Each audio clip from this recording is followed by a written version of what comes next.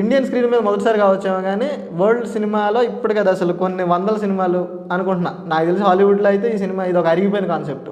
మొన్న కూడా నెట్ఫ్లిక్స్లో రెబల్ మూన్ అనే ఒక సిరీస్ ఇదే కాన్సెప్ట్ వచ్చింది. అంటే దీన్ని మామూలుగా సినిమా భాషలో డిస్టోపియన్ కాన్సెప్ట్ అంటారు. డిస్టోపియన్ అంటే మొత్తం హ్యూమన్ రిసోర్సెస్ అన్నీ అడుగంటిపోయి, రిసోర్సెస్ అంటే వాటరు, ఎయిర్, ఫుడ్, ఇలాంటి రిసోర్సెస్ అన్నీ అడుగంటిపోయి ఒక మనుషుల్లో 2 కేటగిరీస్ క్లియర్గా ఏర్పడిపోయి, ఒక బాగా రిచ్ లేదా అన్ని సౌకర్యాలు ఉన్న ఒక కేటగిరీ, అసలు ఇవేవీ లేకుండా ఎలాగైనా ఆ స్థాయిని పొందాలనే ఒక డెస్పరేషన్లో ఉన్న ఒక కేటగిరీ. ఈ రెండింటికి మధ్యలో ఒక ప్రపంచం, ఆ ప్రపంచంలో జరిగే ఒక కథ.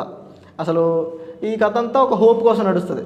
హోప్ అంటే ప్రపంచం ఎప్పటికైనా మళ్ళీ ఆ సిచ్యువేషన్ అంతా మారిపోయి మళ్ళీ ప్రపంచం ముందులాగా ఆ న్యాచురల్ రిసోర్సెస్ అన్నీ ఒక అవైలబిలిటీ పెరిగే ఛాన్సెస్ ఉన్న